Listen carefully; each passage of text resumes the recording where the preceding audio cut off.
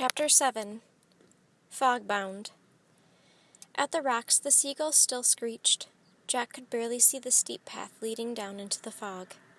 "Go slowly," Jack whispered to Annie as they started down. "Whoops," said Annie. She slipped and fell forward, bumping into Jack. "My foot got caught in the stupid dress." "Shh," said Jack. He held on to Annie.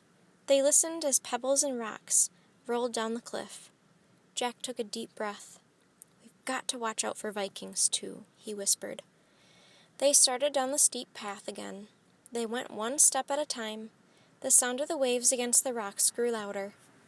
Finally, they stepped down onto a flat strip of pebbles. "Where are we?" whispered Annie. "I don't know," said Jack.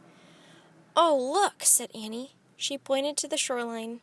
Through the fog rose the serpent prows of the Viking ships. Jack and Annie crept closer to the ships. Their sails were down.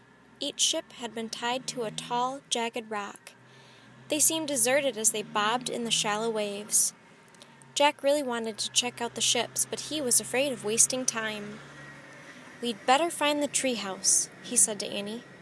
They crept away from the 3 Viking ships. Suddenly they both froze. Through the mist they saw a group of Viking warriors. The Vikings were looking at the top of the cliff. Their long yellow hair hung down from beneath their iron helmets. They carried round wooden shields and swords and axes. "It looks like they're planning to climb the cliff," whispered Annie.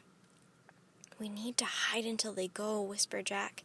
"Then we can look for the treehouse." "Let's hide in a ship," said Annie. "Good idea," said Jack. They crept back to where the ships were tied. Jack was happy to see that the sides of the smallest ship were very low. They would easily be able to climb over them. "You go first," said Annie. Jack waded through the shallow water. It was cold.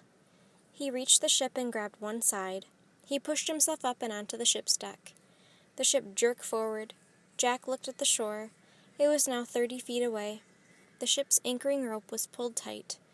The serpent prow bobbed up and down with the waves. The fog and the movement of the ship made Jack feel as if he was in a dream.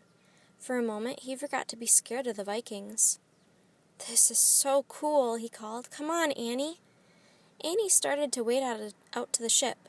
Suddenly she disappeared. "Annie?" called Jack. Her head popped out of the water. She splashed with her arms. It's deep," she gasped. "My dress! Too heavy!"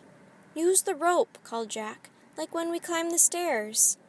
Annie grabbed the rope that stretched from ship to shore. It held her weight as she began inching along it. "Hold on tight," cried Jack. I am," gasped Annie. She kept going, hand over hand, along the rope toward the ship. When Annie got close to the ship, Jack reached out to help her. As he pulled her in, the side of the ship dipped down.